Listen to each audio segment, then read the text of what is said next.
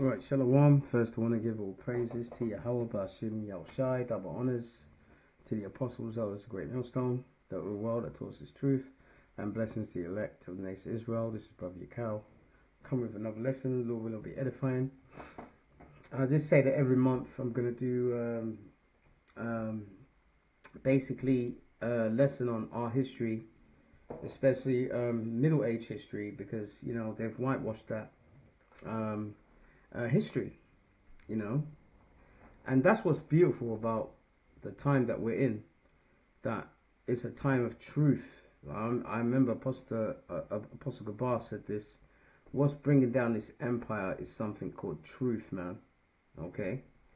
And the truth is, and we're going to go in it today, we're going to talk about King George III and Charlotte Sophia of Mecklenburg. Now, both of them were Israelites.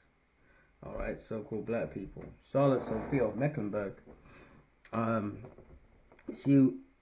people will call her so-called mixed race today, you know.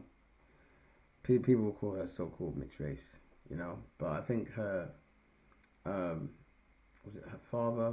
Was one side of her family, alright, was Israelite side. You know, I'm not sure which side it was, but I know that King George III, because he was from the Hanover line. Hanover, he was of German descent. His family came from Germany. All right.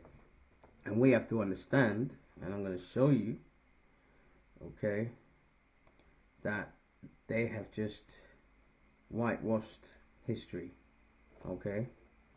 For example, look here. This is a picture of Mozart on the left. And by the way, Mozart, when he was 8 years old, he performed for Charlotte Sophia of Mecklenburg. Okay. Now, Charlotte, and as I said, you know, because this devil has done a lot of skullduggery when it comes to our history. He's tried to erase our history, you know. But the Heavenly Father in the Bible said that at this time that truth will be declared. Okay, now Mozart was an Israelite, so-called black man, and as you can see on the left, that's his real picture after he died.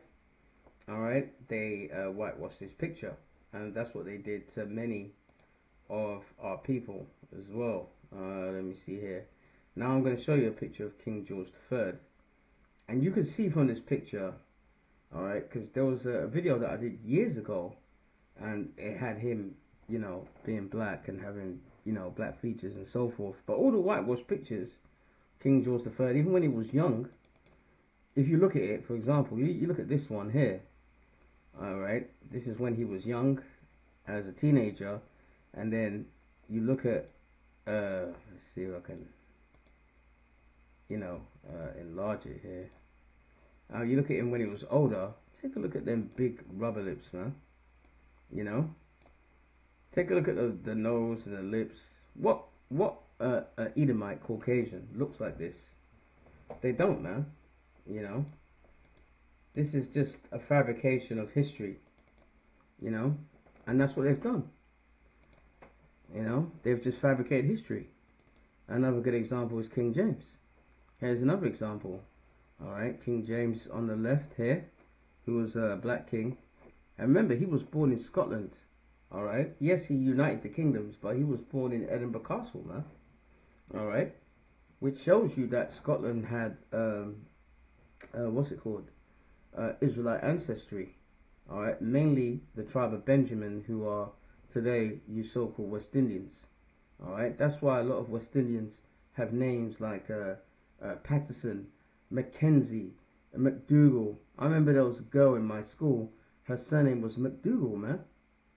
We had a friend, his name was Darren McPherson. Okay?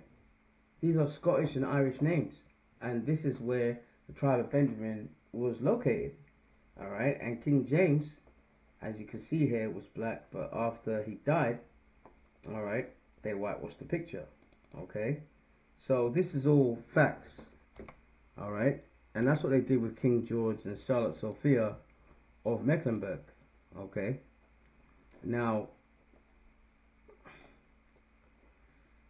there's another picture of King George III, and if you look at this picture, all right, I mean, you could tell that this is not the average so-called white man, man. This doesn't look like the average so-called white man. Look, George III. I mean, take a look at this picture. You know, why would a white king look like that? Look at his broad nose, his big lips. You know, don't make sense, man. So they just whitewashed the picture, and that's what they did. They tried to do with his wife, his consort, all right, Charlotte Sophia of Mecklenburg, and I'm going to show you that, man. Okay. All right. So I'm going to play this. This is from a channel called Black Journals, and they do a lot of very good history, you know, about our history. It says black, but we're Israelites, you know. Okay. Let me play this for you. Without further ado, let us delve right in. Queen Charlotte, the wife of King George III of England, is a direct descendant from Margarita de Castro y Sousa, a member of a black branch of the Portuguese royal family. The mystery surrounding Queen Charlotte's possible African ancestry was, interestingly, brought to light during a separate investigation into the imagery of the Black Magi featured in several 15th century Flemish paintings of the Christmas story. Art historians noted that the depictions of these African figures were remarkably realistic, showing accurate skin tones and facial bone structure, which led them to suggest that the artists must have used real-life models of African descent. They argued that such detail would have been impossible to capture without first-hand observation. Further research pointed to the likelihood that these models were members of the Portuguese de Sousa family, the same noble lineage connected to Queen Charlotte. Historical records show that several members of this family accompanied their cousin, Princess Isabella of Portugal, when she traveled to the Netherlands in 1492 to marry Philip the Good, Duke of Burgundy. At least 492 lines of descent can be traced from Queen Charlotte through her triple ancestry to Margarita de Castro y Sousa, ultimately linking her to Martim Afonso de Sousa Chichoro, the illegitimate son of King Afonso III of Portugal. See, and let me say this, right? Let me say this. And his Moorish mistress. Let me say this, that this King Afonso III, and they're saying that he had a Moorish mistress, and the Moors were our people. All right? He could have been an Israelite. I don't know, because what they've done, they've just whitewashed, you know, a lot of our history. And in Europe, really, our downfall came when we had a pandemic called the Black Death. You can look it up for yourself, man. All right, the Black. If you put it, the Black Death, or the Black Plague. It started in 1348, man, and it wiped out. It basically wiped out, all right, 200 million Israelites in Europe. I mean, crazy. And not just in Europe, you know, like in Western Europe and so forth. It went to Sweden, where you had the Vikings, who were our people, black people. It wiped them out, you know. It lasted for about 7 years, and then it came back periodically. So the Israelite population in Europe was dwindling, okay. So-called black population was dwindling, and therefore they had a labor shortage, and therefore they started to basically adopt a policy of integrating whites into their society, and that's how they basically took us down. Okay, that's a very important history, because they're not going to teach you that. All right, let's go. Continue. Madragana, also known as Arowana. Interestingly, in a royal gene pool already limited by inbreeding, it was through Martim Afonso's wife, Inés de Valadares, that Queen Charlotte is believed to have inherited most of her African and Islamic ancestry. The African characteristics evident in many of Queen Charlotte's portraits held political significance. At that time, royal portrait artists were expected to idealize their subjects, especially women, softening or omitting any features that did not conform to the era's beauty standards. Yet, Queen Charlotte's features were often portrayed with striking accuracy. Sir Allan Ramsay, who painted the majority of her portraits, produced the most distinctly African representations of the Queen. At that time, Ramsay was known for his anti-slavery views and his strong personal ties to the movement. That's a very important thing, because this guy, what's his name, Ramsay, all right, he was a painter, and he refused to whitewash Queen Charlotte Sophia's picture. All right, he chose to paint her as she looked. She was a light-skinned, what you would call back then, mulatto. All right, you know, and as I said, I don't know whether she was an Israelite, because the Bible says in Numbers 1:18, you are who your father is, or she was an Edomite. I don't know. Okay, but he refused to paint her as a so-called white person. He had integrity, and he was deeply involved in the abolition movement of slavery. Okay, all right. So that's good. Now here I've got this article here. All right. Now King George III. Again, this is a picture of him as a young king. I mean, look at this, man. I mean, this is a whitewash picture. But King George III said, all right, that slavery was repugnant. All right. And remember, when they had the so-called American Revolution, all right, him and this other guy under him, basically, I mean, some people say it was for numbers, you know, they needed numbers. So a guy under him, I can't remember his name, he did a proclamation in the colonies in America, and he said to the indentured servants and the slaves who were Israelites, all right, so-called Negroes, he said, listen, man, if you fight for the crown and you fight for King George III, all right, whether we win or lose this war, we will free you. Okay? And now, I've got this article here. This is from the Republic. Okay? And it said, the UK, King George III, labeled slavery repugnant. All right? Repugnant. First British monarch to fight slave trade. So, hang on. Are you telling me that an Edomite, a so-called white king, all right, who's making money off of slavery, is going to fight it? Come on, man. Because he wasn't white. He was black. All right. Let's read a bit more. All right. First, let's look up the word repugnant. All right. See what Google comes up here. Repugnant is an adjective meaning extremely offensive, unacceptable, or causing strong feeling of disgust.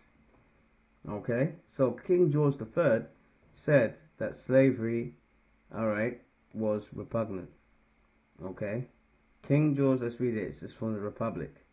King George III labeled slavery repugnant in an essay which he had written 5 decades ago before signing the Abolition Act, the Times reported. See? So he was an abolitionist. Okay. King George III labeled slavery repugnant in an essay that he had written 5 decades ago before signing the Abolition Act. The Times reported from 1760 until his death in 1820, King George III, also known as Mad King George, and the reason why they call him Mad King George is because he had, well, people say that he had mental health problems. Okay, now that is normal for an Israelite. Okay, see, they like to disparage King George III because, you know, reportedly he had mental health problems, but that's more proof that he was an Israelite king. All right, Deuteronomy 28:28. The Lord shall spite thee with madness and blindness and astonishment of heart. So that's the reason why you see on the streets here in London or here or over there in America, you see black men and black women bugging out on the street, all right, having mental health difficulties because we're under the curses. Okay, so all that does is reinforce that this man, King George III, was an Israelite, so-called black man. Okay, a black king. Okay, now he said that slavery was what? Repugnant in his essay. All right, the Times reported from 1760 until his death, King George III, also known as Mad King George, controlled the United Kingdom and the British Empire. But in addition to losing the colonies, he is remembered being mad for speaking at breakneck pace, writing a 400 phrases and appearing panicked and disturbed. Okay. The monarch's reason against human life trading are contained in a 200-page manuscript titled, all right, of laws relating to government in general. Because remember, slavery was introduced before he came to the throne. All right, so there's certain things that he couldn't change. Okay, the people under him weren't down with it. All right, if they're making money off of something, it's going to be very hard for it to be done. All right, which he wrote. All right, which he wrote while studying under John Stuart, 3rd Earl of Bute, according to the Times, in the mid 1750s. In the mid 1750s, when George would have been a teenager, he penned a summary of a 1748 political treatise by French lawyer Montesquieu, stating that slavery is equally sick, repugnant to civil law as to the law of nature. All right. So he said that slavery is repugnant, man. All right. Slavery is repugnant. All right. Repugnant. All right. Unacceptable. That's what he meant. Okay. So, and he had mental health problems. All right. And as I showed you, one of the curses is that we will have mental health problems as a people. In Deuteronomy 28, it lists all the curses that we're under. So some curses affect other Israelites more than others. Okay, so this is more proof that this guy, King George III, was an Israelite king. All right, okay. And they just whitewashed this picture, which is in the Bible, 1 Maccabees 3:48, and laid open the book of the law, which is the Bible. And this is what the Greeks did, you know, when they had that Seleucid Empire. Okay, and the Bible tells you that there's nothing new under the sun. All right, and the Greeks were who? White people, Edomites, and laid open the book of the law, wherein the heathen sought to paint the likeness of their images. Okay, and I showed you a good example of this, man. You know, all right, all these pictures of King James. Look, there you go. That's a good example. The likeness of their images. You know, so it's really it's a compliment, really, because they're pretending to be us because we did great things. All right. I'm not saying that every one of these people that I've mentioned were righteous, but King James was a very righteous king, man. All right. He had something about him that the Heavenly Father was like, listen, you know what? I want him to establish, all right, to what's it called, translate the Bible into English in 1611, all right, that the common man can understand. Okay, all right. So them trying to pretend that they were us, it's a compliment, man, because imitation is the best form of flattery. Okay, and they did the same thing with Charlotte Sophia of Mecklenburg. All right. Okay. Now I'm gonna play this video here. Have a listen to this. Monarchy has never officially acknowledged African ancestry, but the fact that this debate even exists reveals something powerful. The image of royalty has always been political. Queen Charlotte is not fictionalized as a woman of color. Queen Charlotte was a woman of color. Well, yes. So you just have to do your historical research and you will see that. Let's talk about England's first black queen, and that was Queen Charlotte. Now, I'm sure we all have watched Bridgerton, and we love Queen Charlotte on there, and she was a real-life queen. And she was the... Today, Queen Charlotte is the great-great-great-grandmother of King Charles. I've always loved this portrait of our ancestor, Queen Charlotte. Even a Lifetime special based on the romance of the present-day Duke and Duchess chimed in. The only heir to the throne is dead.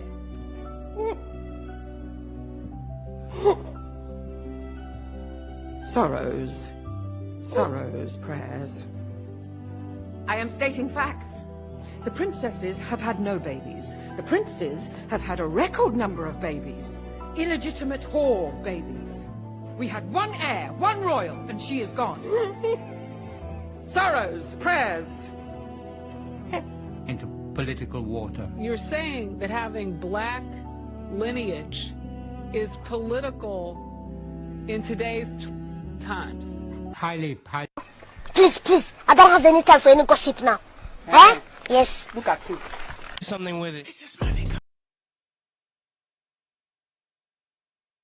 18 years old, she was chosen to marry the powerful and unstable King of Great Britain, George III.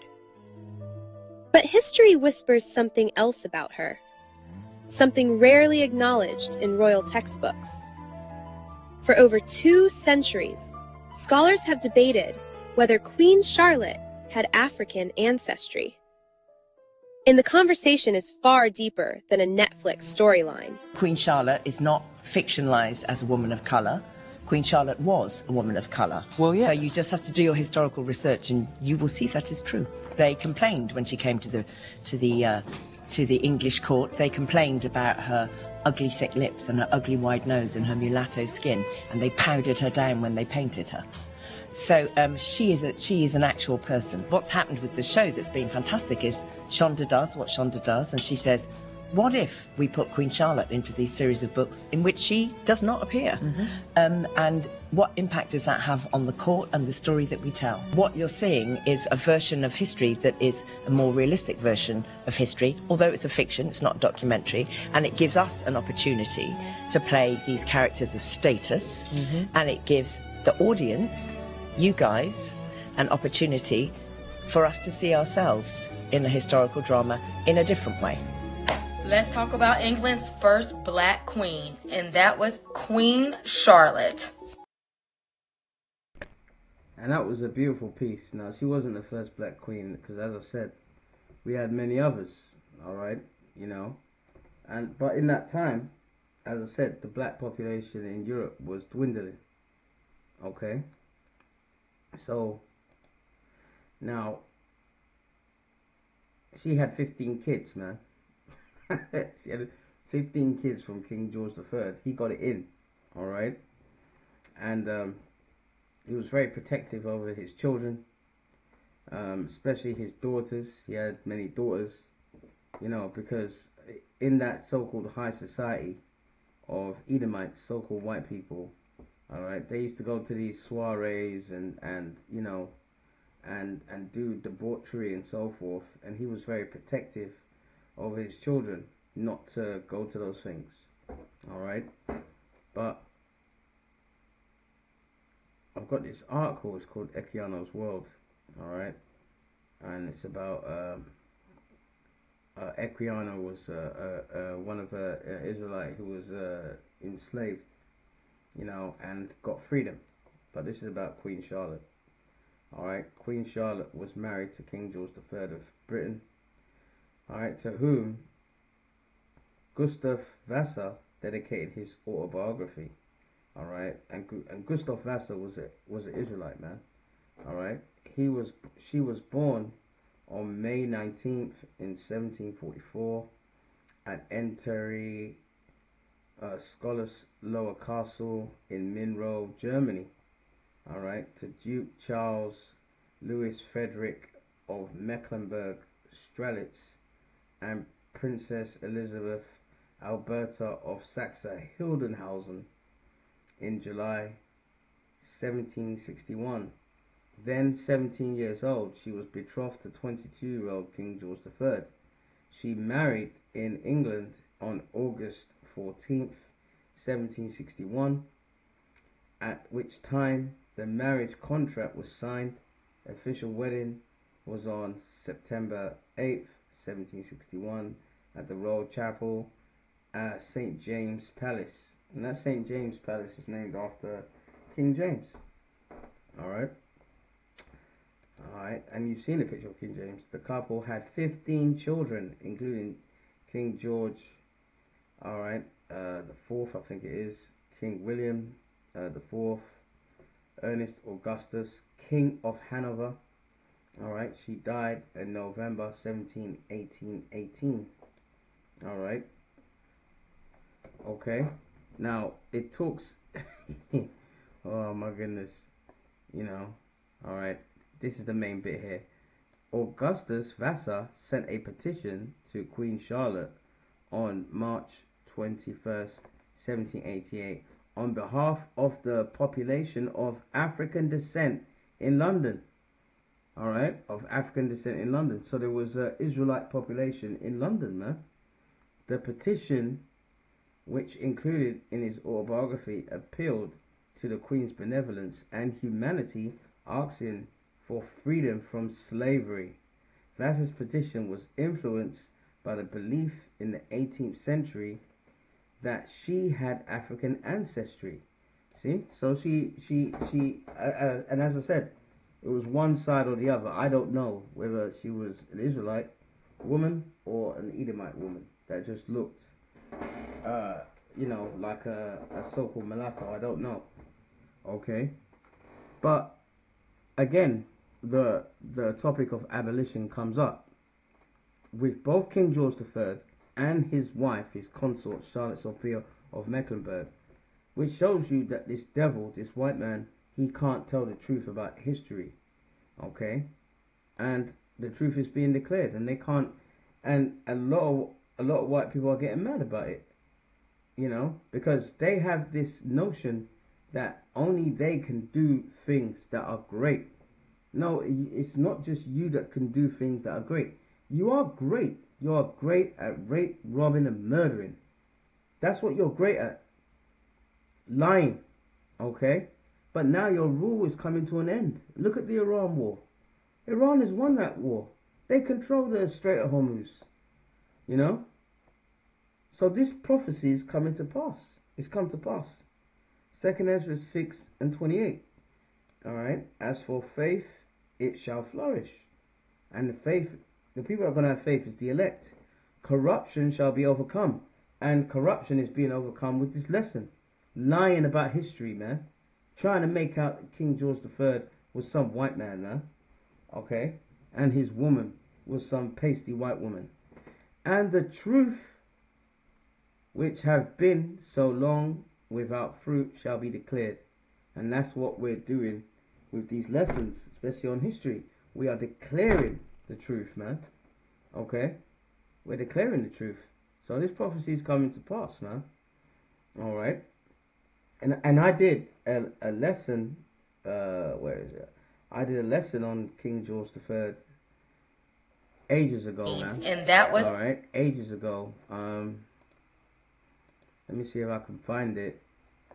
Alright, it was about maybe a year or 2 years ago, on my channel. But try and watch it. Hang on. Let me just put King and see what comes up. Alright, because I did many different ones. See, I did Charles II. Alright, he was a Jake. Alright, did Charles I. He's the one that Cromwell, who was a white man, cut his head off. King Baldwin. Alright, of Jerusalem, the Crusader. He was a Jake. Okay, that's another one about King Baldwin, which you see in the film Kingdom of Heaven. Okay, this is ones about the Vikings. A man called King Canute, he was an Israelite as well. The Truth About King James part 1 and 2, so you can watch that as well. But there's one I did about King George III, man. Alright. There it is. This one. King George III. Alright. Alright. King George III was black and abolished slavery. Okay, so you can have a look if you want to. Okay. It's about 34 minutes, and there's a beautiful piece in here of a white historian. Because remember, this white historian actually believes that King George III was white. And it's not his fault, you know. But it talks about many of his achievements, because the Americans have demonized King George because he was fighting against them. You know, with the whole colonies and all that kind of stuff, the Revolutionary War. So, yeah, so every month I'm going to do this, as I said before, you know, because history is very important, man. You know, it gives you self-worth, and the Bible tells you that. We can end with that scripture. Is it Job 8:8? Alright, this is why it's important to know your history. Job 8:8, for inquire, I pray thee, of the former age, and prepare thyself to the search of their fathers. Okay? Alright? Inquire of the former age. Your history is very important. Alright? So that was history about King George III and Charlotte Sophia of Mecklenburg. Alright? I pray that you were edified. Until the next lesson, Shalom.